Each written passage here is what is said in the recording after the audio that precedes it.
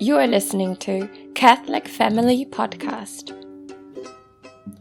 I'm Kevin Davis, and this is the Catholic Family Podcast. And now you really know this guy next to me. This is Mr. Griff Ruby, and you also probably have an idea of what we're talking about. We've had 2 episodes now already posted to the Catholic Family Podcast YouTube channel talking about, Sedevacantism and kind of a broad stroke so far, kind of generalizing a little bit and talking about the books that Mr. Ruby has written. The first called The Resurrection of the Roman Catholic Church. Yeah, I messed that up last time. The Roman Catholic Church, and then the second one is Sedevacante, part 1, which we talked about in part 2 of this podcast. Today, in the part 3 of the podcast, we're going to talk about Sedevacante part 2, which again is a published book from Mr. Ruby. And I think part 2 got really interesting for me. We were really just getting really kind of into some hot territory and really interesting, but it was going a little bit too long. We were already an hour and a half. It's like, okay, you'd been standing the whole time and I had to go because the babies were crying. It's like, okay, we better wrap this up. But in the meantime, we, as you mentioned before the show, we kind of had to speed through it a little bit. And so we missed some things that you would like to delve on a little bit longer here from the first book in the series. So we're going to go back to part 1 of the series of the books, that is, of the Sedevacante, and then we'll finish up. Hopefully we'll finish the entire series today with the part 3. Part 3 was likely going to end this series with, again, the second part of the Sedevacante book series that you wrote back. When was it? Back in the 2000s, I believe. Yeah. Okay, maybe I can go into all that. All right. Well, let's pick up where we left off. I kind of had to race through some of the later doctrines in this of the 16 that are kind of the main central bedrock to the whole part 1. And like I said, we went through 1 through 10 fairly in a fair amount of detail. 11, I kind of had to just kind of mention, and that's okay in that case, because that's the one example in this book that we actually raise more questions than we find answers. Mm-hmm. So, and we'll talk a little more about those questions towards the end of this book because they're very important to this whole thing. So, and then 12, the visible actions, and 13, the object of an infallible ecclesiastical faith is another interesting point, but it kind of goes in with the visible aspect of it too, because not only is the church visible as an abstract doctrine, it's also visible in identifiable persons. We not only believe that the successor of Peter has, the prerogatives that we know of as a pope, but we also have to be able to say that so-and-so, say, as Van Noort discussed it in his illustration in volume 3 of his series, we say Pope Pius XII is the successor of Peter, you see. So that's where we know that with infallible ecclesiastical faith, not infallible per se, but infallible, kind of indirectly, because we're trusting the church in some things to be also infallible in its own way, pertinent to things that are, of men, mm-hmm. as opposed to, like the Trinity is of God. That's who he is. We have no role in that. We just acknowledge that, or we don't if we want to be heretics. But, when it comes to who the Pope is, men chose the Pope. Men of the church chose the popes.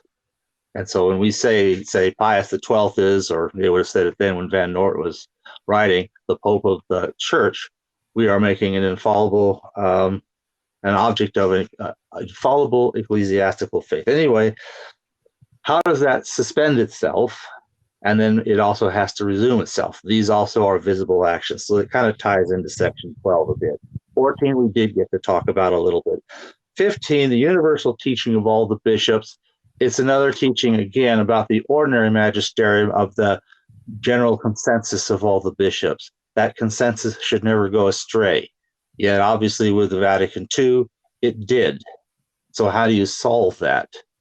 And that's another very big open question, and it does not have an easy answer. Even in part 2, where I can speak to that in more detail, it doesn't really, the answer is pretty long-winded. I don't know if there's a more succinct way to put it all than what I've got in there. So that's a toughie. But then 16. Now, this is probably the most interesting and probably the most relevant one. The church as a perfect society. You see, let's look at an example. By perfect, we're not talking about its lack of defects or bad people or whatever, even in charge or whatever, or even the occasional imprudent directive that may come out from time to time. I mean, how good of an idea was it to shut down the Jesuits back when? That wasn't a good idea, but for political reasons, the Pope did that, and the church had to limp along without the Jesuits for a season. You can always argue about the prudence of various individual actions of individual popes, even to say nothing of various bishops of the church, even though that does not dislodge their role as pope or bishop in the church. So, but rather, we're not talking about those kind of imperfections, although I do discuss that briefly under that vague category. But the main brunt of it, and what the church is really talking about when she says that the church is a perfect society, is how it is a self-contained society and having everything it needs for its own functioning. So unlike, for example, a business corporation, the business corporation is dependent upon the civil laws of whatever state where the incorporation of that corporation took place, often Delaware in this country, because I guess the laws of that state are particularly favorable to the incorporation of corporations. But they can be incorporated in any state, legally speaking, and I guess even outside the country. So, but those are dependent upon the state. They're not totally self-contained. So if, let's say, IBM, is wherever that's incorporated, you take away the state it's incorporated in, they got a problem because they're not complete in themselves. Okay. The Catholic Church is not dependent upon that, which is, again, that sets it apart from, say, the various schismatic churches that are dependent upon some secular government that created them. The monarchy of England created the Anglican Church, for example. Take away the monarchy of England, the Anglican Church, will just, even whatever it exists, will just fall totally flat on its face. It's dependent upon that. And likewise, you see, the church cannot be dependent on anything outside itself. Now, what does that say about our connection to those of the Novus Ordo organization? Now, if you want to say we have to look to them to provide us with a pope, or even just to provide us with some sort of canon law or canonical structure or hierarchical structure or visibility or legal status or any of these things, then you're now pushed onto the horns of a terrible dilemma, where you're either forced to admit that organized body of heretics to somehow be nevertheless the part of the church, that it could be internal to ourselves, even though they are not united to us in faith, and nor we to them, obviously. I mean, we are two completely different religions, and that's so bizarre. I don't see how anybody could seriously venture that idea. Or two, we have to admit and concede that they are not a part of ourselves, they are outside ourselves. But if we are dependent on them, then we are not a perfect society. Right. So, yeah. It makes sense. And I mean, I guess it goes back to that question again of visibility and who is the church and what makes up the church. And but as you say, though, I mean, if it's a perfect society, it does throw a wrench. It throws a wrench into the things. Yeah. Well, all these teachers will throw a wrench into, some explanation or another out there that Catholics struggling to make some sense of our times have come up with. Mm-hmm. So that one definitely, puts a real monkey wrench in a lot of that kind of stuff. But again, it's just part of proving what has to be the truth by eliminating all the other ideas that, however interesting or worthwhile or certainly forgivable that people have come up with them, really at some point have to be dismissed as possibilities because of this or that particular teaching. So that was one thing. Now, the next chapter is somewhat different because the number 17 is the first place where I'm gathering all this stuff together from 1 through 16 and really putting the stuff together for the first time. And one of the things that's able to emerge is that we're able to show, without proving any heresy on the man's part, that the Vatican leader cannot be a Catholic pope. Imagine that. Can you prove that Bergoglio is not the pope without being allowed to cite any of his heretical or apostate actions or teachings? Ooh. Can you do that? Can you? Put me on the spot? Yeah. No. Ooh. Okay. Put me on the spot. Okay, that's fair. I mean, nobody's asked you to come up with that, okay, or even think Right. about such a thing. Sure. But the thing is, it has to be more than just, I don't like what he's saying. I don't understand how you can reconcile what he said today with what Pope so-and-so said, 49 years ago or 69 years ago, whatever, or what have you. It goes beyond that. It comes to the area of visibility once again. Can we ascertain, and if so, that he's not a pope without that? And we actually have enough by the time we arrive at section 17 to say, yes, we actually do, because we will have demonstrated that the Vatican organization really is a separate and distinct society from the Catholic Church, which is we traditionalists taken together. So once we've really established that and proved that over the course of the 16 chapters, then what we've really got is he is the leader of a separate organization, which means that he is not the Pope for precisely the same reason that the President of the United States or the Prime Minister of, name the country, England, Canada, you name it, or whatever leading, authority figure in any other nation would be, is not the Pope. He is not the Pope because those are different and mutually incompatible offices. So even if, let's say, Bergoglio woke up tomorrow and realizing he's going to face God one day and he's going to have one hell of an accounting to deal with if he doesn't repent. But let's say he really does. And maybe he can recall what he might have learned as a child at his mother's knee and want to go back to that and want to bring everyone back to that and want to really restore all things in Christ, And let's say he even, he does all this stuff. Would that just make him Pope? I mean, it wouldn't. I mean, at the very least, he'd have to be accepted by the Universal Church, right? At least. Yeah, right. And even though we might say sympathize with that, maybe even want to support him in that in some way, encourage it, et cetera, because, we wish the salvation of all, all even has to include him. But obviously he's not going to be saved while he's, in the la-la land he has chosen for himself. But, he could repent. Everyone could repent. Let's suppose that happened, though. Would that make him Pope? Well, not without the acclamation of the traditional, leadership, the bishops, basically.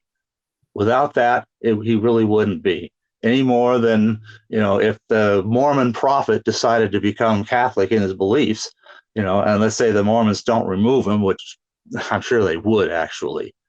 It's the same situation. Because but would they have to acclaim him as the Pope, or would they have to elect him as the Pope? I mean, so that's the question with the thesis, right? Does he hold the elected position? He just needs to be acclaimed. Well, an acclamation is basically an election. I mean, yeah, you have an election and people should recognize that election, assuming you're talking the election of an actual Catholic, of course, and the acclamation, is just like the last part of the circuit. But I mean, if just mysteriously people acclaim an individual to be Pope without going through the mechanism of an election, that would be the same.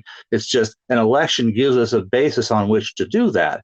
So you can use that fiction, I suppose, even though it really is a fiction, but I think it's a bad idea. And personally, I think if God allowed things to go in that direction, it would be very confusing because people would always be wondering for centuries since, well, does that mean that maybe they were still the church while they were in all this darkness? Or did they return to the church and actually, those who kept the faith were the church? And people would be halting on those two opinions. It would probably be just better in divine providence. Certainly an awful lot cleaner, although difficult on our part. Oh, how convenient to have a big society suddenly just return to us whole hog, corporately, and problem solved. Hey, let's go home and have a nice celebration dinner, But realistically, it's the harder path it goes. How great it would have been if the Jews could have listened to Jesus Christ and just accepted his preaching right then and there. You know, he wouldn't have been crucified. I don't know. Well, you know, you get all these weird speculations about what would happen if, and I think that's almost on par with the same thing.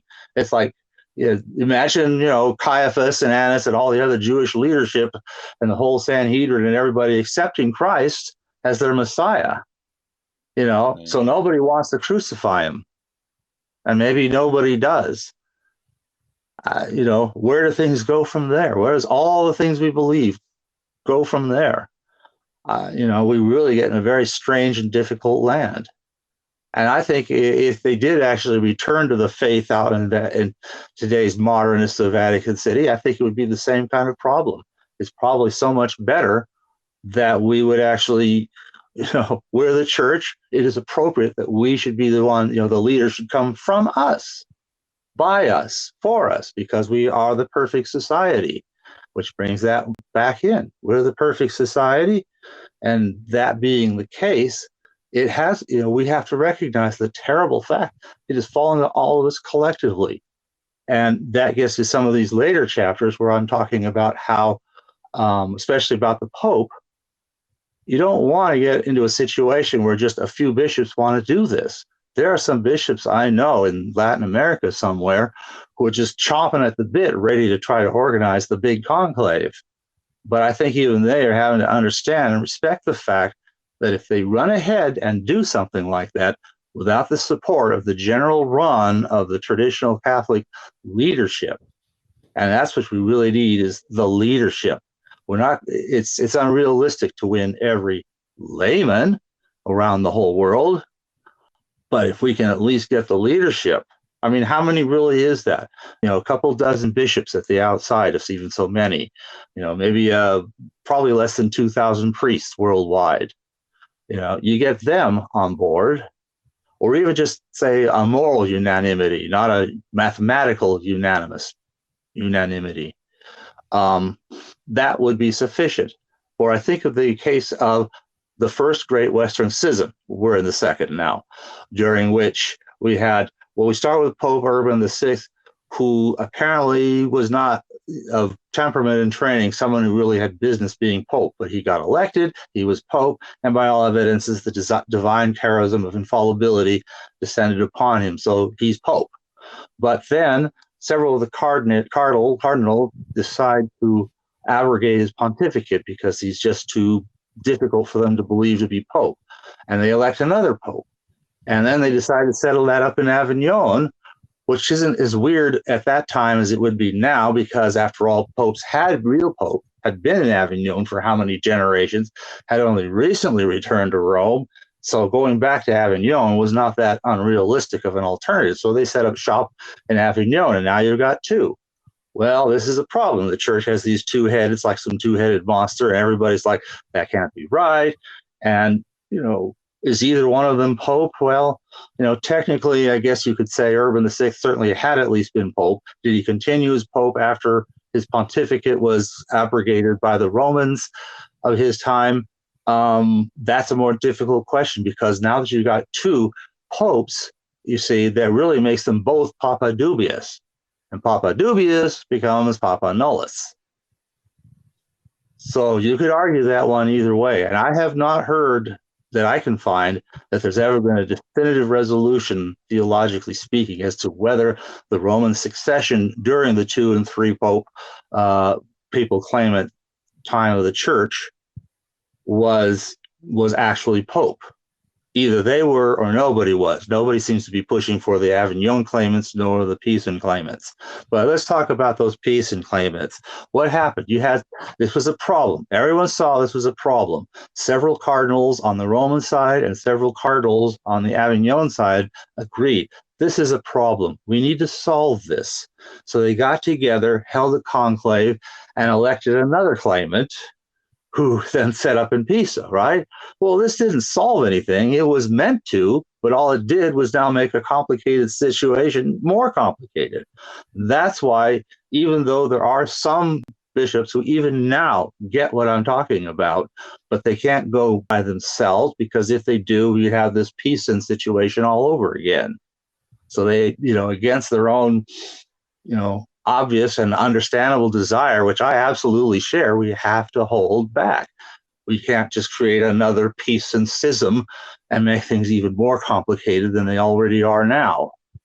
So what happened later on? It basically, the difference between that and the conclave that gave us Pope Martin V was pretty much more just a real bigger consensus. You had enough of the Romans on all three sides saying this has just gone beyond ridiculous, and now everybody's willing to get together, or so close to practically everybody, that they basically, Pope Gregory the 12th, stepped down.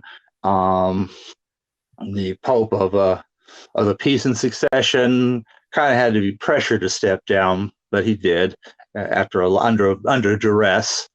And then they finally ended up having to either, excommunicate or just eject in some way the one in Avignon.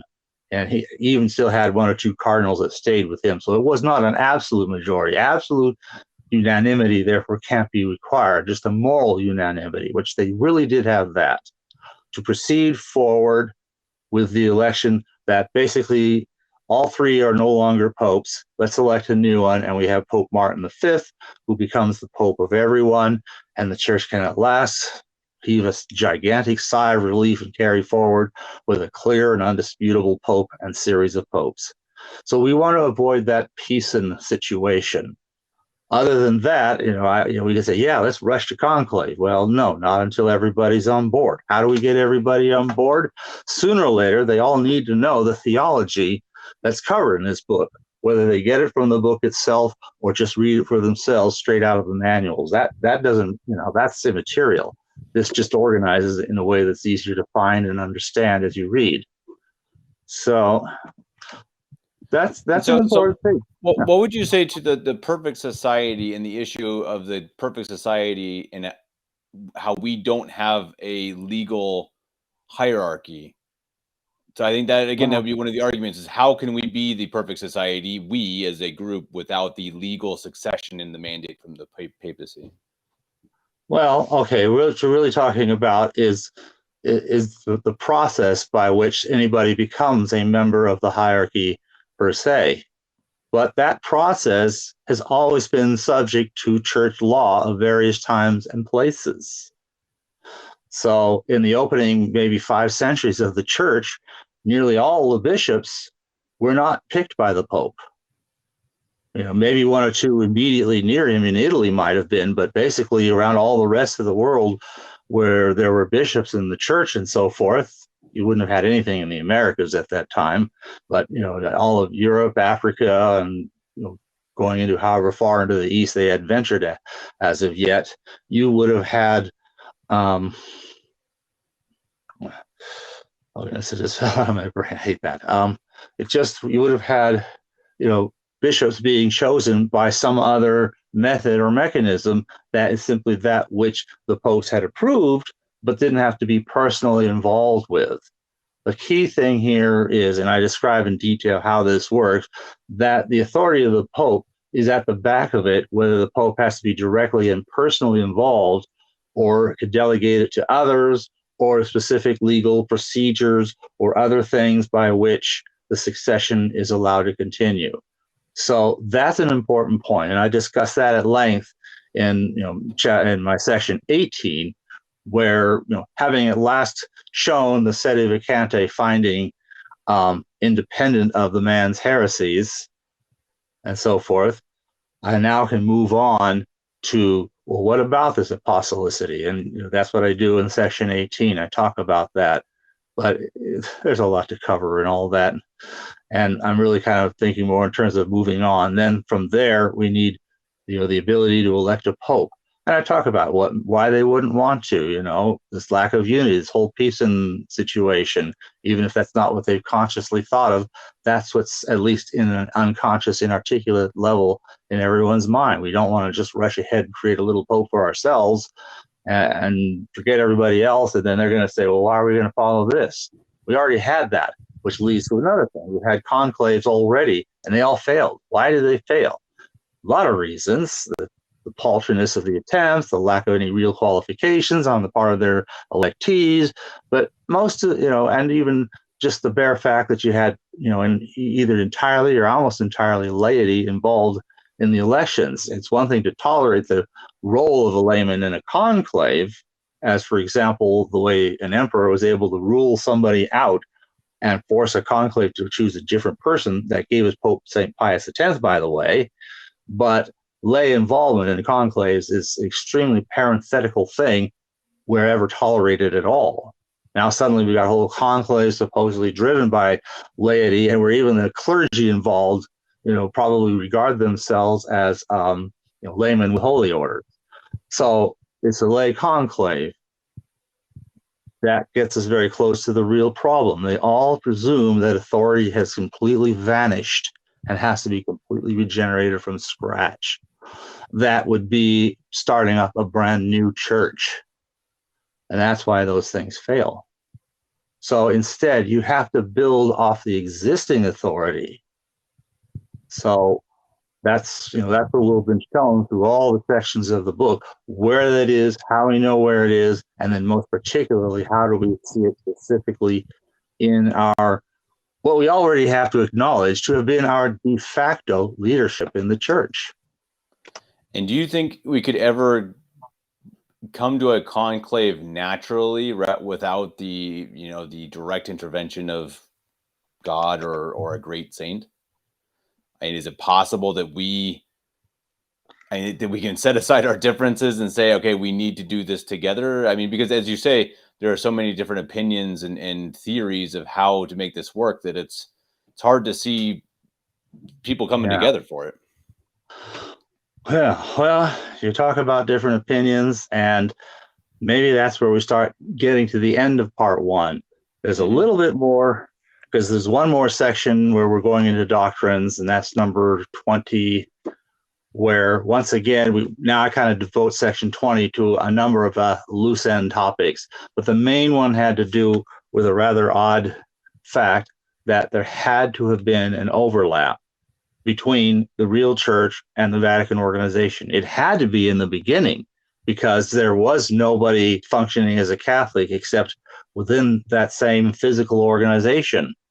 And then little by little, exceptions had to begin to arrive and so forth. Where was the church? If you can't say where the church was at every point in time, you got whatever your theory is, it's broken. Now, John Lane once said that, and he's right about that. Your theory is broken if you can't say where it was. So you have to allow for that overlap to have existed, and even perhaps to have lingered. So to have that overlap that's talked about, it's really in many ways comparable to the overlap between church and state. Now, this area can be under the church and this state, and this other area over here could be under the same church but a different state, and so forth. And you could have some area where the church is so absolutely perfectly excluded that any Catholic ever found would either be executed on the spot or immediately deported out of the country. And there's just no Catholics allowed here. Now I'm seeing with this latest move against the motu proprio that has taken place, they're very close to that step already. So where the overlap disappears, what vestigial claim they could make is evaporating. So, well, what kind of overlap there is, and why it has to be there, and how it could, I think it does, but that's my own opinion. If somebody proves me wrong, I will not be put out of sorts. But I suspect that the overlap sustains itself in these various indults, in some of the various other rites of the church that for a season went undisturbed by the events of Vatican II, though eventually they too are getting disturbed and upended as well. So there had been an overlap, and maybe there still is, but that overlap is continuing to shrink, tighten out, it's going to disappear. That's what I'm seeing happen. So I have to talk about that overlap, because that's really important in the whole bifurcation of one society into two separate societies, one being the church and one being this new Vatican apparatus. So finally, having put all that together, another conclusion, it's kind of a rerun of chapter section 17, but now with more of the stuff from 18, 19, and 20 all rolled in to a set of conclusions. But then beyond that comes a little epilogue. All the way through, I will have been stating at the end of each section some findings that necessarily follow from what we've read in the quoted theologians.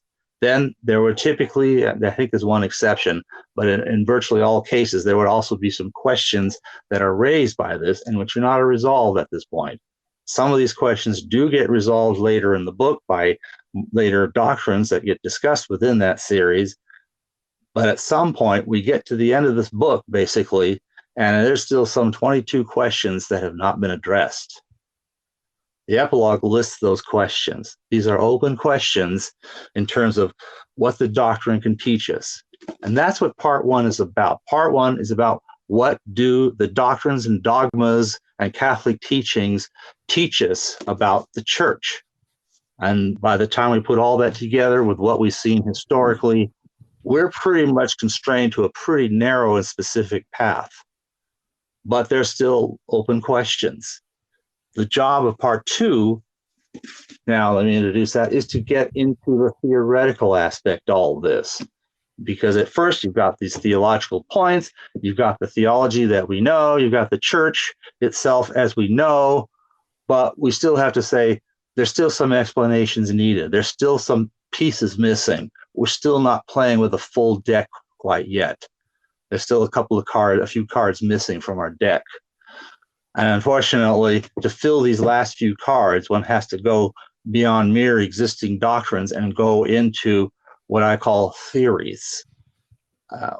Theories, hypotheses, and scenarios. Every theory is basically a hypothesis, but it's been proven. Every hypothesis is basically a scenario, except that it's a scenario that's realistic or that could eventually make some sense or could be proven if the evidence were to exist. Scenario is just anything that Catholics have come up with to try to explain this whole situation. So part two is therefore all about the theoretical aspect. We are going out of the doctrinal without leaving it behind. It is our bedrock, our chief reference for everything. And in fact, we will revisit that in here in part two. But it's time to venture a theory. Now, the vast majority of this book, or significant majority of part two, is me venturing the theory that I have. It's an academic theory. It may be true. I think it's true. I think there's some very compelling reasons to believe it's true. But is it absolutely true? This is for the church to say, in better times. And by the way, we probably have enough to return to those better times, even with nothing more than what's in volume 1. So there's enough there to pick up and continue. But the intellectual academic question still has to be addressed. How did this whole thing happen? How can we know that we were doing the right thing? How can we know what's going on? So, like I said, I spend the main part of this talking about my own particular theory, and we'll get to that momentarily. And then there's tables at the back, but the main section in the back is where I address some 23 different scenarios that have been ventured by Catholics struggling to come to some understanding of this whole situation. I mean, there's three basic categories of, you got the motu indultarian guy, you've got the resist but recognize category, and you got the Sedevacantism category. But actually, so those contain many subdivisions, and one could point to a handful of other scenarios. I think it might be an idea just to list what the scenarios are, just so that you can kind of see what we're dealing with. And let's see if I can find a quick summary of that. Okay, I was realizing I don't list just the scenarios themselves here, but the theology by them, behind them. Okay. All right. Well, okay. There are several scenarios. Here it is. One is a category of what we would call identity with the Novus Ordo. Scenario A, Novus Ordo religion is right. This would be the modernist scenario. Christian religion has been abrogated in favor of a new Marxist covenant, even though there were no prophetic announcements that this would ever happen, just God changed his mind about everything, and didn't tell anybody. We just somehow figured it out. Ain't we smart? Okay, that's a scenario. And unfortunately, everybody who sits contentedly in their St. Miscellaneous has in practice adopted this solution, if you want to call it one. No, or here's another one. The Novus Ordo is bad, but acceptable to Catholics. That's kind of a corollary to those who want to resist them, but recognize them. And the problem being is, well, we're going to call them Catholics, but they're very weak Catholics because they don't have the benefit of real sacraments, real teaching, real anything. But it's somehow within the pale, however, barely. You got to expand the pale pretty wide. But that's a scenario. Scenario number 3. The Novus Ordo is wrong, but still the canonical church. I don't even see how that would work, but that's a surprising number of positions kind of have this assumption behind them. Okay. Or this one's better. Novus Ordo is wrong, but some of its prelates are secretly Catholics. I'm sure we've heard that one. Now, here's another one, Western Patriarch Theory. Now, this was one I read in an issue of Catholic Restoration where Bishop, or then Father Sanborn, was addressing the curious question raised by some young layman who wrote to him a question, well, couldn't Paul VI still be a pope since he didn't impose the Novus Ordo on the whole church, but just on the Latin Rite? He left everybody else alone and let them be. So it's not a universal law. So he didn't promulgate a bad universal law. So therefore, maybe he's okay. That kind of ties into those also, though, who might see some possible hope for the authority of the church residing in some obscure member of some obscure other rite. There's like, a couple dozen of them or so out there.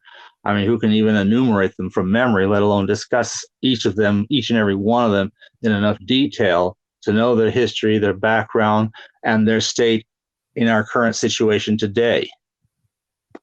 I can't. Can you? And, I don't know any of us. I don't know, some genius out there maybe, but it's not me. Okay. Next category, I call this amalgamation of Novus Ordo and traditional Catholics. Remember where I was bringing up the idea of the perfect society, saying, well, what if we want to claim that in some ways they're still part of the church, even though we're not united with them? It's an amalgamation, if you will. Well, in this category, I have to put the Cassiciacum thesis. At least that one's a thesis. I don't know anybody else other than mine that would count as a thesis, at least. It has that status. I'll give it that much. But it's a thesis I think it's got difficulties, as you believe the same, but that's beside the point. There's the recognize and resist. In my book, I still called it that. It's only since this book I really decided I should call them resist but recognize, which I divide into 2 categories. There's a clerical resist but recognize, and then there's also a primarily laity only resist but recognize. This is the difference that exists between the SSPX on the one hand, that continues on as a religious community complete with bishops and priests and religious, and really tries to continue the hierarchical structure of the church, and in practice really is, regardless of whether they admit to it or not. That's what they're doing, and I think that's fine. That's good. They should be doing that. They should give up this idea of calling the Vatican leader a pope. That's nuts. But otherwise, what they've been doing and trying to, continue the episcopal succession, to continue to train and form and ordain real priests, all those other things for which they are responsible and have sought to do, are exactly the right thing to do and should be encouraged and respected. And I do respect that. I just think their one idea is nuts. Okay. It's a big idea, though. What? Yeah. It's a big idea to get nuts. Yeah, well, nuts, crazy, whatever. But there's the laity version only. This would be expressed in the Abbé de Nantes viewpoint, which seems to be kind of picked up by the Tradition, Family, and Property group in South America. Tilia Guimarães, who wrote a lot of interesting stuff, is pretty good too. These are the people who seem to think that if we don't get approval, we can't do anything, but we will still learn all this stuff. There's a whole lot of these young men ready to be really great priests, but they're going to wait for the modernists to allow this to happen, which until, they're still looking to the modernists for the permission do what obviously needs to be done. And that, unfortunately, is the outlook of them. They would find a few retired priests that might be able to come out of retirement and do something, but that was about all they had in a clerical way. They survive on their own, really. It's laity. So that, to me, is a different category from the SSPX that really, sets up a full, proper hierarchy in the proper sense of the word. Then there's what I call the Vatican-centered Sedevacantists. Now, that may sound a little odd, but again, they're still looking to the Vatican to be a pope. Their main reason for saying we don't have a pope is they look in Vatican City at the guy running things from there, and they say, here is an evident non-Catholic. He can't be a pope, so the church has no pope. But there's more to it than that. The real reason the church doesn't have a pope is not merely that they haven't come up with one among the heretics of Vatican City. The real reason the church doesn't have a pope is that we ourselves of the church have not provided ourselves, the church, with a pope. That's the real reason we don't have a pope. So the Vatican-centered, from what I can see, they seem to be trying to work closely with their Catholic brothers, and they don't want to break that friendly association. So out of deference to them, they kind of go with that, even though they don't believe in that thesis at all. So, but it's still Vatican-centered. It's kind of a case of what I call Vatican on the brain. I even have a couple of articles, with that in their title, Vatican on the brain, because they're just continually to obsess as if that's still in some inarticulate, inexplicable way the center of the church in some, I don't know, legal or visible or figurehead or canonical, or I don't know. It's impossible to categorize from what I've seen. So, and unfortunately, I would have to say, I consider John Lane a prime teacher in this area. Refusal to take a position. Now, that may sound like kind of a cop-out, but we had in Alabama, I think the city was Coleman, we had this priest, Giordano or something, I don't have his name in front of me, would have this little religious order of monks, and they did the traditional mass. Now, secretly, right? Leonard, that's Leonard. Yeah, that's the one you got. Thank you for supplying that detail. It escapes me at the moment. Yes, that Father Leonard, but he was very coy about his position. He wouldn't tell anybody what he thought about all this. He just said, we just get on with being prayerful and praying and sacrificing and just keeping ourselves as holy and Catholic as possible. And there they were. And they got support from everybody all over the spectrum because they were just so complete, chameleons as to what did they think. Now, privately, he seems to have worked with Bishop McKenna to ordain priests for him. So that kind of tells where his actual loyalty lay. But he was so private, so secret, so minimalistic about that when he died, what happened? Novus Ordo just stepped right in and took over because there was no reason a Novus Ordoite couldn't also be among his monks, even monks of rank in his community. So there you go. As long as you're a good monk, that's good enough. You don't have to be very educated or very smart. And in fact, they really didn't have much of an education program.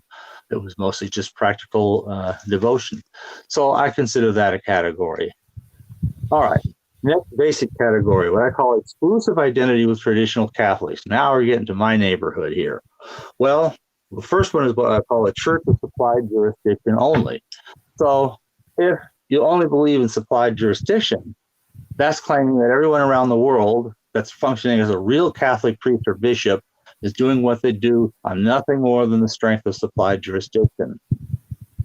And that probably isn't what somebody signs up and says, yes, that's what I believe, but then they won't talk about being any authority anywhere or any ability to do certain sacraments except supplied jurisdiction. That's all there is.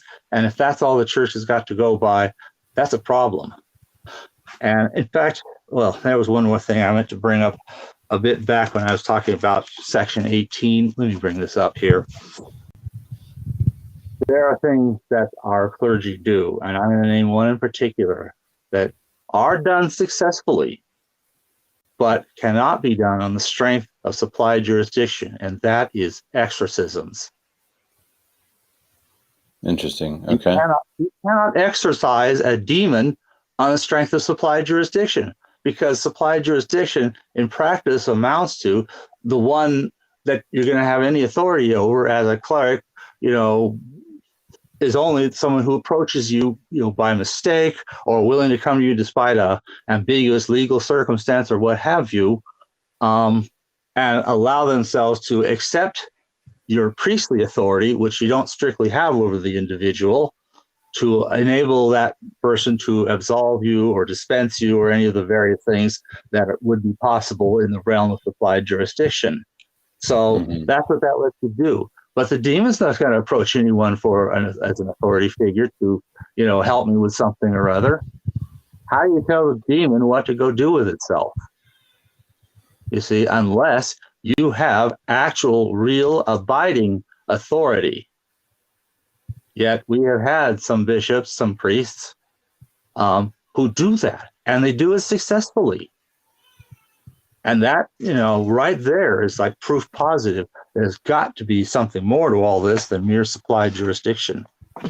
Real quick, I don't know if this is true, but I've heard that Novus Ordo priests also have had successful exorcisms. Do you think that's is that a fake? Is it coincidence or no? But there's a famous one who was in Rome. What's his name? There was. He passed away in 2016. Yeah. You're talking about Amorth. Now, I actually mentioned Amorth in my revised Resurrection book. He was kind of unusual because he came out and said that he does not use the Novus Ordo formula for exorcism because, frankly, it just doesn't work. He uses the traditional Catholic formula. That's what he said he does, which does work. So you can see that even though he was in that association, he was doing a Catholic thing and therefore obtaining a Catholic result. So it is appropriate that he could just exorcise a demon. But it would still be saying he has the authority, though, right?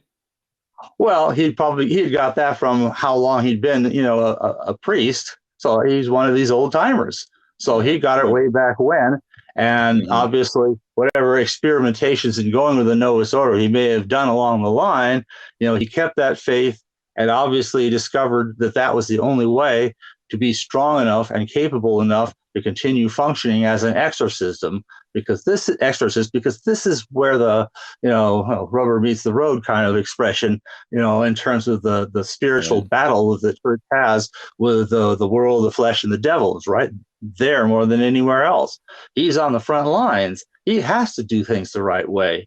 And he found experimentally, mind you, in his own experience, and was willing to testify to that effect, that the old ways work and the new ways don't. So really, though he was a member, well, remember I talked of that overlap. He would have to be categorized as a piece of that overlap. He was one of us, even though they also counted him as a member of them. He was also, most importantly, one of us. Hence, he could exorcise demons and did. So interesting. There you go. Yeah. So, yeah, I'm glad you brought that up because that's really a good point. So, church to supply jurisdiction. Well, here's another one: church of authority by default. Well, there's nobody, therefore it falls to us just because there's nobody else. That still has some problems, a few, but it still has enough problems to you have to say, no, that can't be it either. And I think sometimes people who don't take the time to know what I'm really saying have accused me of that. But no, authority by default doesn't work either. It won't buy the Vatican leader's authority, and it wouldn't buy anybody else's authority if default is the only reason. Back when we talked about section 3 of part 1 in the previous installment of our video, I said that the doctrine establishes that authority must and therefore does exist, but it doesn't tell us when, where, or who. Well, it doesn't just fall to somebody or other by default. It has to come to somebody through a more direct, discoverable canonical chain, a canonical mechanism. I used the phrase a couple of times, by which you can show that the person was really appointed by the church and not just took some station upon themselves and said, hey, I'm a bishop now, follow me. So that gets to the next one, which I call my own. And I call this one in this category, the Church of Express Declaration and Appointments. So Well, I'll expound on that in a bit. Then the next one would be the Partisan Church of the Indult Motu Proprio folks. Now, this is an interesting take. Let's say you go with the idea that I'll only go to a mass that's approved by the modernists, but I would never go to anything else that the modernists do. There are no Ordo services and so forth, just this traditional mass. These are the Catholic Church and nobody else's. They're approved and they're Catholic. So this must be real and everybody else isn't. I think you'll find some folks of that mindset. And yeah, absolutely. So they think that just the Latin Mass matters. I know people like that who will go to 1 week to Sedevacantism Chapel, the next week to Recognize and Resist, and the next week to St. Peter's, and just because it's the Latin Mass, and it's enough. Yeah. Well, and of course, the one's travels, I don't know. I may have a little bit of that myself, but I have a home church, and that is Sedevacantist. The others would just be, I'm in some far region and I want to take in a mass because it's Sunday and there is a place in a reasonable travel distance. Oh, it's a Pius X priest or something. I'm not going to concern myself with that as a one shot, but it's not going to be my home. And that's the key thing. You travel, you don't have to always do your home church when you're out and about, but at home you have your home church. And that's where you go for your main spiritual, director, where you go for, say, where I got married and where my son got baptized and later on, confirmed and all this sort of stuff. There's a very specific place. That's my home. That's where I go. And even though sometimes I would have gone to a closer mass, in fact, you could call it a Motu mass, but did I mention Father Bell? I think I did. And he had kept the mass all the way through. And finally, some Novus Ordo place decided to invite him to come and do the real mass Sunday afternoons. We went there because where the others are like nearly 3 hours away and further away, this was only 1 hour away. So it's almost on the hairy edge of being able to oblige as a mass. If it had been Sedevacantist, probably it would have. But we would still get there once in a while. Because Father Bell was was a true priest. No question of his ordination. I don't know whether he did any una cum. That was all whispered privately between himself. He did not get up there and talk about how great Vatican II was. He talked about standard Catholic, devotional type and spiritual stuff from the readings and based everything on that and just did a straight, cool, normal mass. And he didn't put any heresies in it. He just did it all the way it should be done. And that was great. And he passed away. But what would keep you from going to an SSPX mass in your travels? Why would you not go? Well, I think it kind of gets back to the other issue, the una cum thing. It's not. I don't go along with the idea that to attend such a thing is of itself a bad thing. I think that is just too extreme. And apparently, there's a lot of very good people. John Lane agrees, and I have to agree with him on that. I don't know if I'm convinced of his reasons, but the conclusion is, and there was a priest, I just read his article a couple of weeks ago too, and who wrote this, well-known priest, and who also wrote something like this. He's also passed away though, who wrote a really good, scholarly article why you couldn't take quite that extreme viewpoint. But the discomfort is a real, and I think a legitimate one. You don't just go lightly to any old Catholic mass and consider yourself fine.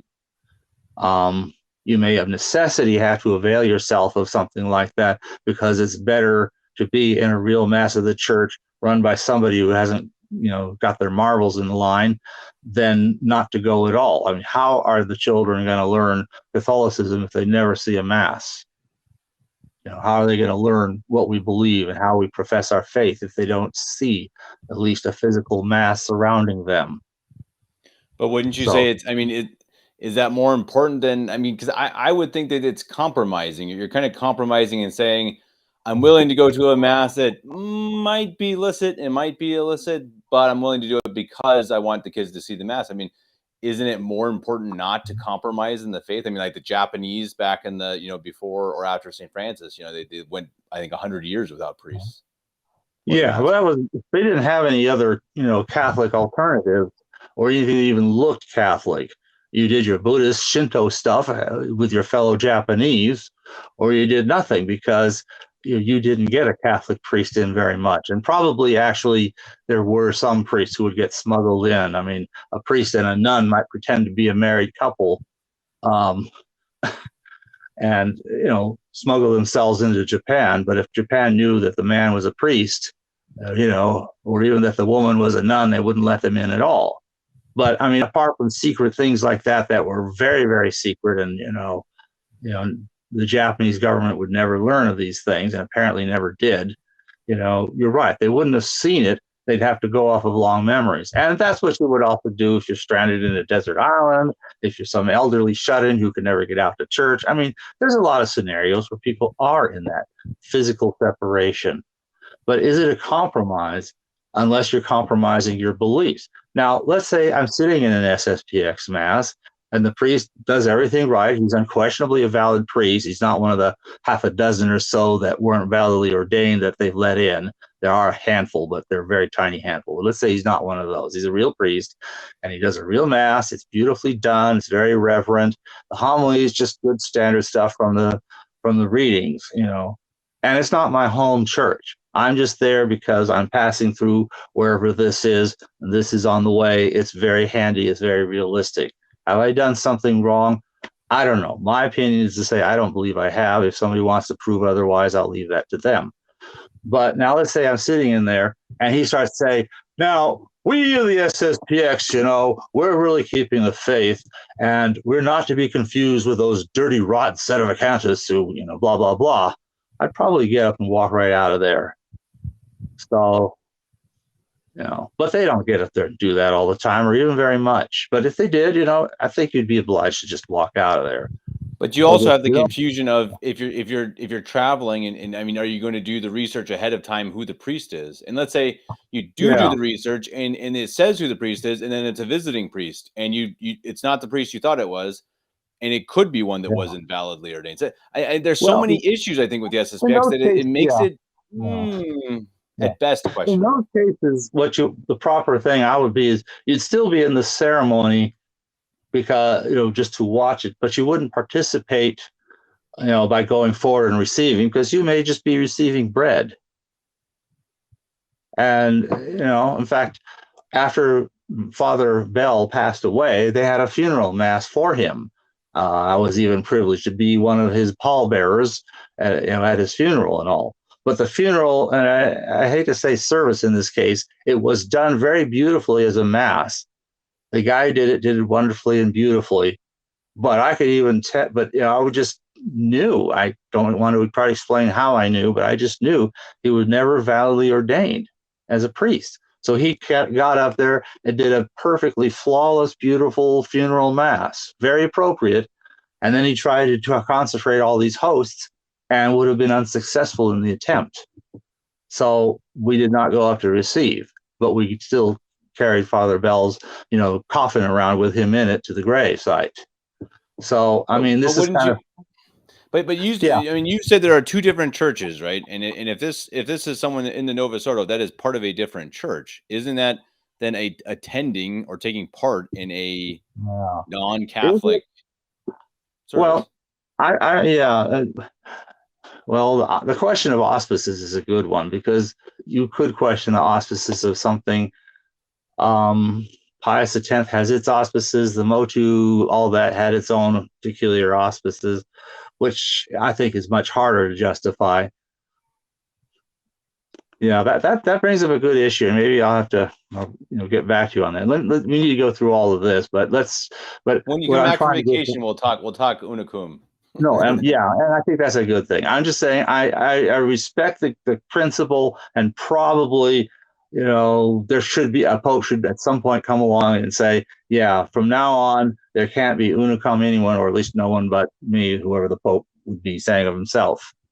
You see, but until that happens, this is one of those cases where, at least morally, I don't see where, especially laity who are not informed of all this, can be bound up to all of these kinds of things that they don't even understand.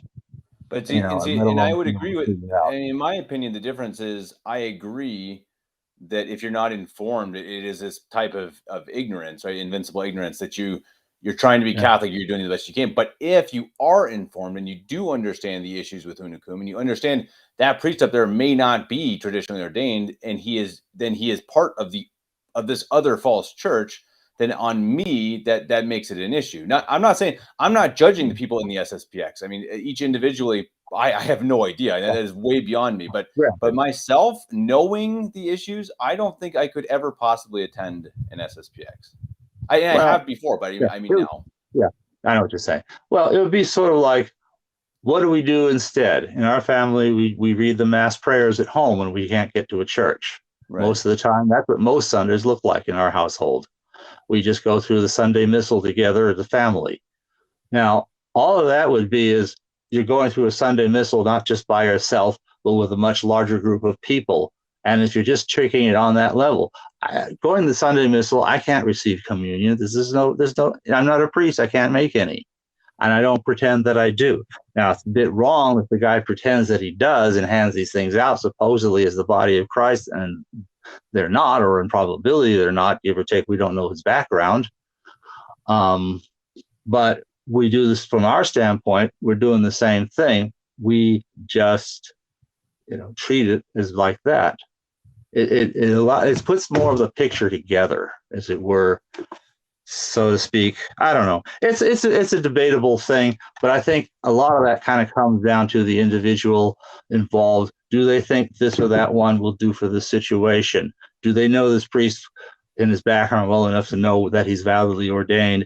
There's a lot of different parts of the decision-making process that go into all of this thing. I only attended that funeral, for example, just out of respect for Father Bell as the truly, good priest that he was.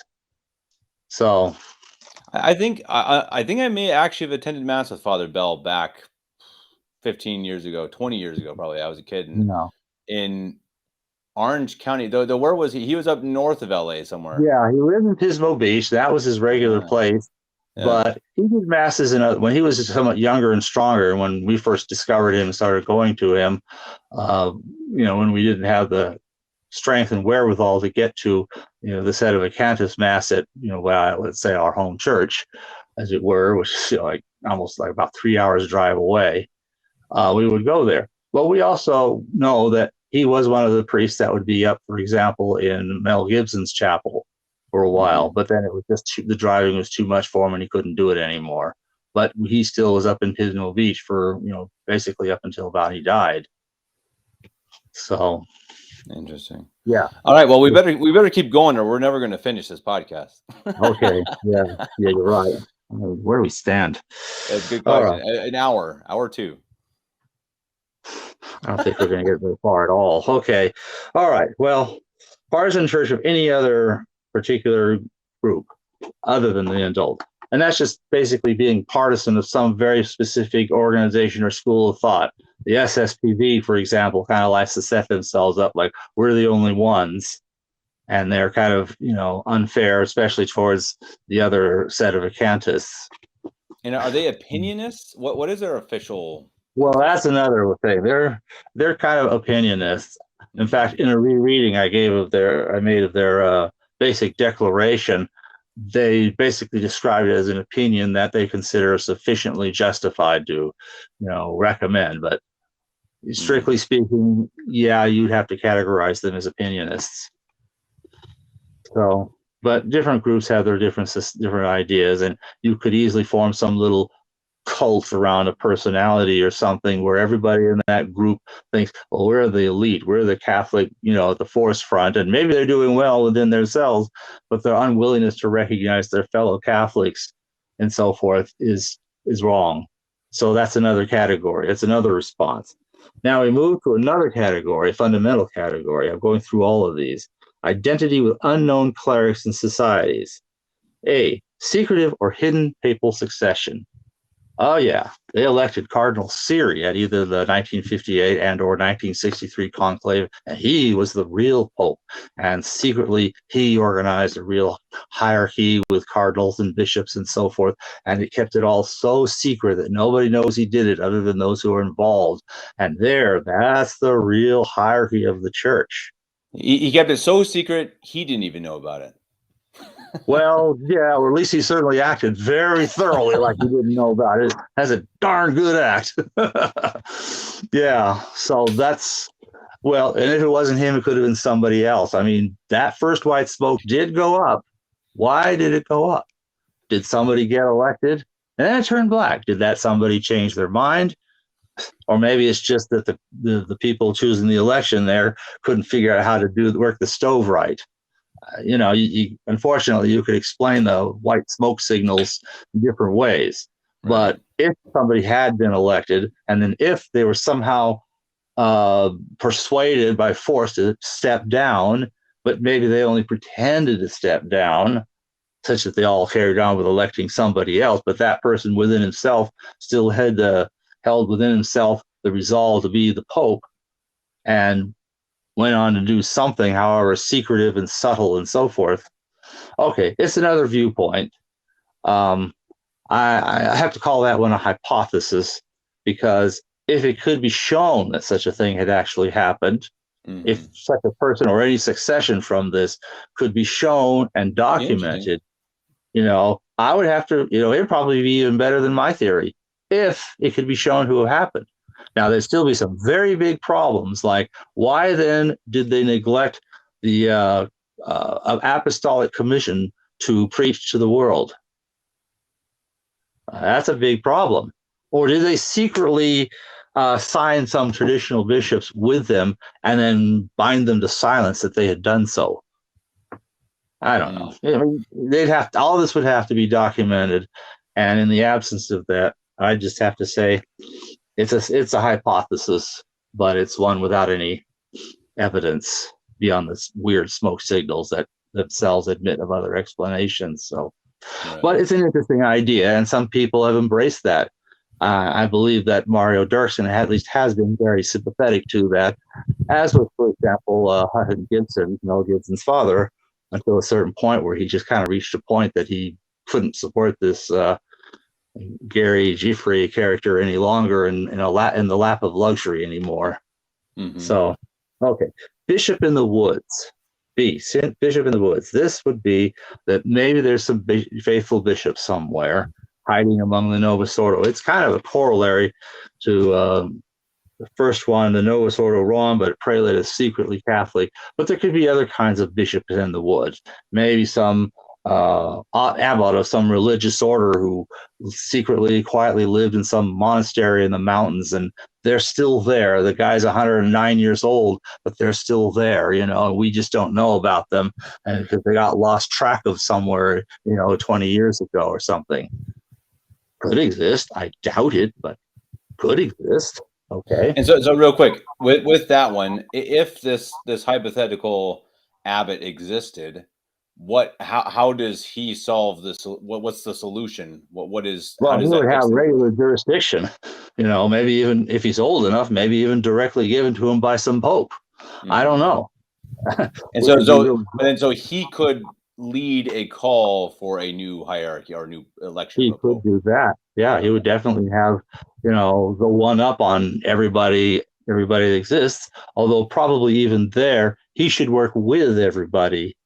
Even as Bishop de Castro-Mayor, while he was alive, he stuck to his own little diocese in Campos. Right. But he had no qualms about working with Archbishop Lefebvre, who worked all around the world, because for Lefebvre, the whole world was once again missionary territory. And the Bishop Campos did not say, well, I want to associate with you because you're trying to be a bishop of all around the world, and don't try to come into Campos with your stuff. I've got my thing going here. It's a good thing. We all agree it is. So, I mean, that's how that would have to work, even if somebody like that actually were to be found somehow. But I don't believe that exists anymore. C, underground church. There's something hidden in the catacombs, secret underground. I don't know when, where, how, or who that would come from. But sometimes people just say vaguely, there's an underground church. You have things like that in China where we can't always know what's going on over there. Okay. Substituted Pope. Now, this is a fun one. Well, and it made sense in the earlier days. Well, you see, the real Paul VI who got elected in 1963, he got kidnapped, and they've got some guy made up to look like him. with different earlobes and things like that. But it's a different guy, and he's only pretending to be the man, the Pope. And everybody thinks he is, but because he's not really the Pope, he's not really infallible. He can say and do all these other patently fallible things in the name of the papacy because people don't know that the substitution has taken place. Well, I don't know. Palmer de Troyes, I thought that was a good idea. Bayside thought that was a good idea. So I mean, there were people who went with that. By their fruits. Well, yeah, I have to categorize that one as merely a scenario. And then the last category, because I think we're going to probably just have to wrap up with this, and we'll have to, part 3, we'll have to circle back. We'll have to consider my theory, but maybe I can give it one small part of it that might set a context for it. But let's get to part 5. All right. For one category, virtually no hierarchy remains, but with exception. This would have to be the position, from what I've seen, of the chapel at Mel Gibson. There's still these old timers that they can pull out. They were unquestionably ordained by the church, unquestionably valid, and they had been given faculties, and those faculties could never have been validly taken away because heretics don't have that power. Ergo, these priests are real priests with real faculties, undeniable. Nobody could deny what few of these priests remain, not only their validity as priests, but their faculties as priests. And we're out of bishops in that category, but there had been some earlier years. Now they're all gone. So that's one idea. Okay. We have another one that says absolutely no hierarchy remains at all. This would have to be Sister Mary Cecilia's basic position when I encountered her. There's no hierarchy left, no real masses that are valid, licit, everything. Those that are valid are not licit, those that are licit are not valid. There's nowhere you can go. Just say your mass prayer at home, even if you have a beautiful CMRI mass right over there across the street. And that was her position. And like I said, I can't go with it. I'll go to that CMRI mass, even if I didn't know all of who they were yet. Now that I do know all of who they are, all the more so. So, okay. Now here's another one. Hierarchy must be restored through a lay conclave. Well, lay conclave. Well, there's our Michael Baden. There's our, Michael the First, or there's our Pope. What was it? Pulvermuch, or what did he call himself? Pius the 13th. And then there was also the Linus Pelt, Linus the Second, in Europe, wherever that was. Those are the ones I know of. There's rumors of one in Argentina, but they appear to be unfounded. I don't know. So, but there's the idea is that they had these conclaves, but little lay conclaves, which the real problem is they presume authority has disappeared. We got to make it up from scratch. And that deprives them of any authority in and of itself. So, and the final category is hierarchy must be restored through a mystical pope. And this would be those who call themselves popes on the strength of some revelation. I had this heavy revelation. The Archangel Gabriel stood before me, and he laid a triple crown on my head, and he said, "You are to be the one to rule the church in this world. This is your job. I give it to you as God," and blah da da da da. Palmer de Troyes. And who saw that? Well, and who saw that happen? Well, the guy himself. Anybody else? No. Yeah, right. Okay. The only way this could gain any standing would be if someone could consistently work apostolic scale miracles on demand, as it were. Start doing that, and I'll talk to you. Right. But that's what this would have to be. Just to claim that it could somehow happen through a mystical pope. Strangely enough, the problems with that and the conclave, though, from a doctrinal standpoint, are surprisingly similar. So those would be the categories.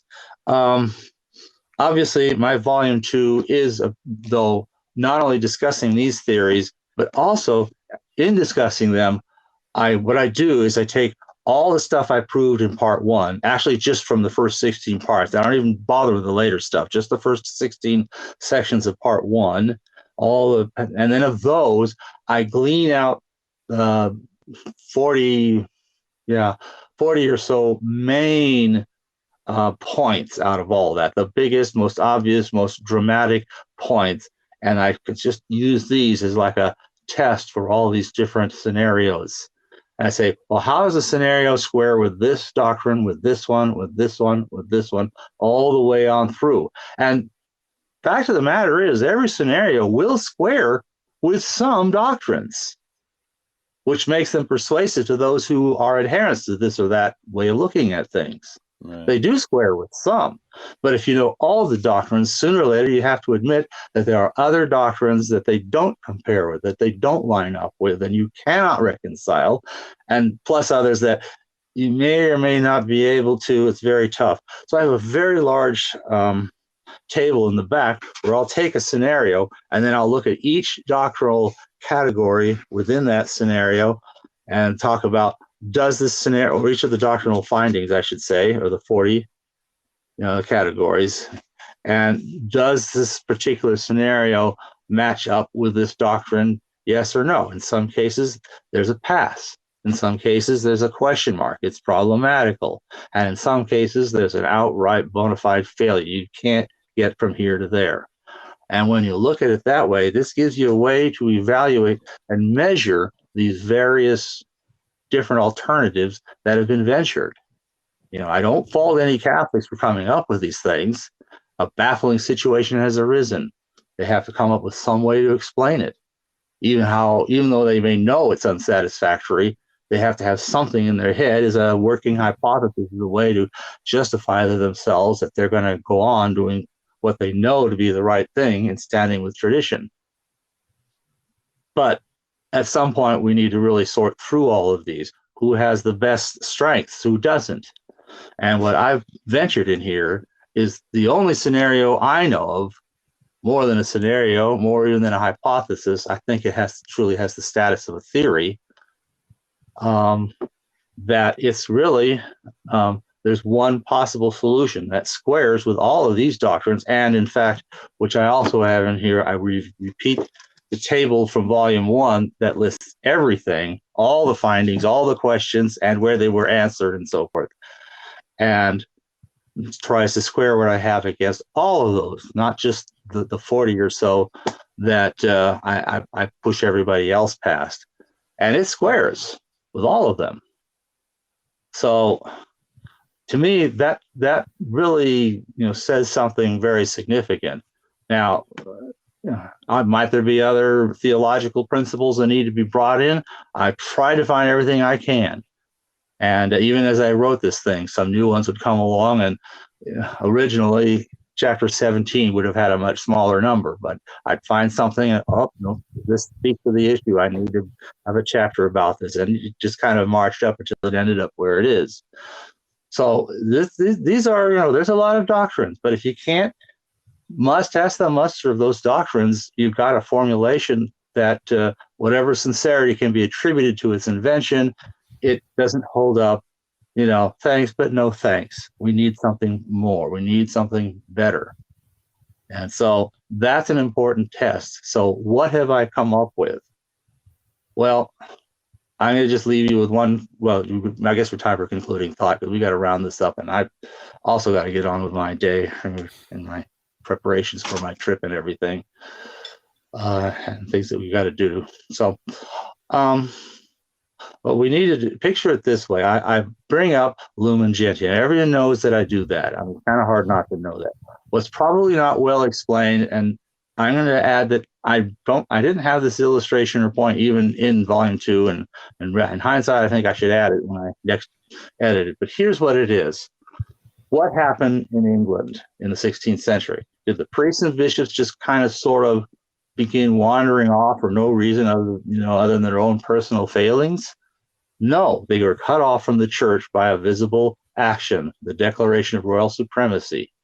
Or again, the Eastern Church in 1054, did they just start wandering off into claiming that, Jesus Christ or the Holy Spirit proceeds from the Father, but not from the Son, and some of their other, deviations from the true faith?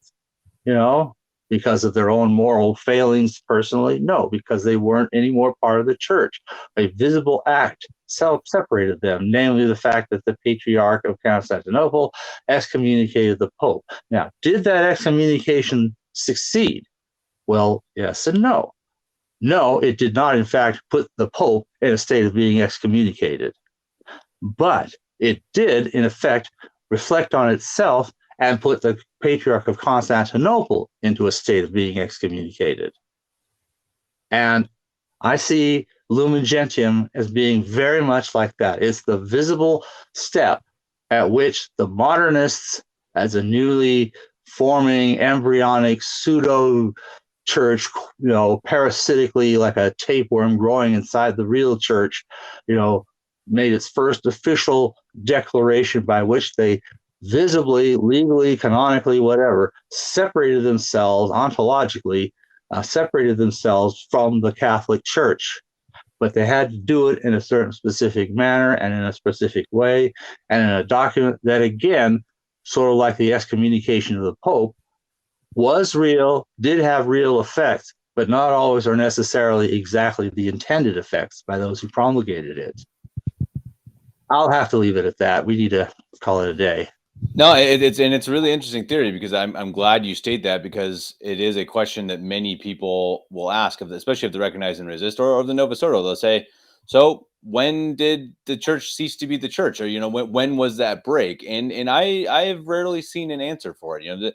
It is typically Sedes kind of think, 1958, Vatican II, new mass. It is a bit of a question. So I think I like the idea, at least, that you're trying to solve that question and saying there was an actual moment or an actual document that was that actual definitive separating moment. And I think that's an interesting theory. Yeah.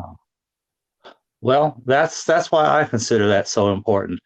So, well, good stuff.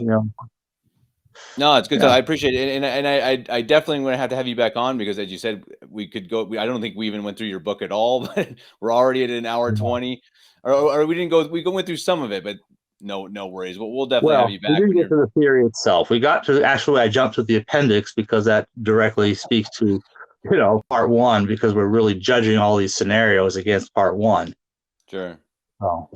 And so, I mean, your theory. And what's the most, before you go, I think one more question. What's the most, not questionable, but what's the most debatable aspect of what you believe to be the state of Sedevacantism? What do people say?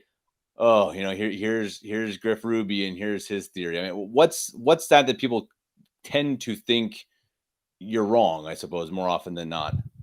Well, and this is the point of that last thing I just brought out. I bring up Lumen Gentium, and people just say, you're looking to Lumen Gentium for, the truth about anything? I mean, come on. Vatican II is just a bunch of burblings of a bunch of modernist heretics who haven't anything of value to say to the church. So why are you looking to that for anything? Mm-hmm. And I think that would be the number one objection. But as you can see, it's an objection based on a misunderstanding. The excommunication of the Pope in 1054, the declaration of royal supremacy in 1534, or Lumen Gentium in 1964. Why do they always end in 4? Coincidence? I don't know.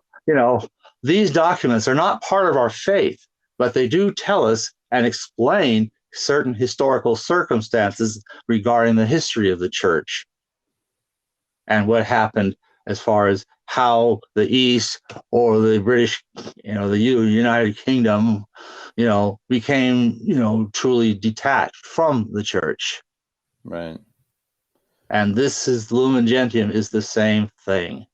Seen in that light, maybe it might make more sense than just saying, well, they got together and they said these things. Let's look at what they said. And oh my goodness.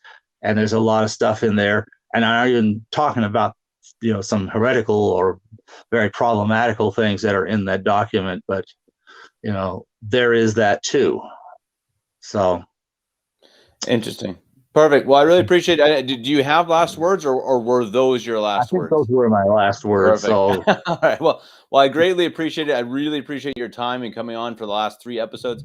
I think they've been really packed full of information. I mean, I'm really a lot that I've learned, and as I said before, I like throwing out different ideas. I like talking about different ideas, and I like even disagreeing sometimes. I think that's okay. Again, we're not heretics here. We're trying to figure it out, and maybe people are going to disagree with us, and maybe people are going to agree, but that's okay. We need to try to solve this, and I think that I hope that in these 3 parts that we've done that, and I hope if anyone's interested, please go and buy these books. I mean, I don't have them, but I honestly want them now because I really want to dig into these doctrines, and I want to learn, what what the church teaches and why are we Sedevacantists. And I think that is a really valuable thing, and I think that these episodes have helped me to appreciate that even more, and I hope that the listeners have too. So please, the links for the books will be attached in every show in this series, and we will definitely have Mr. Ruby on again in the future whenever he comes back from his trip.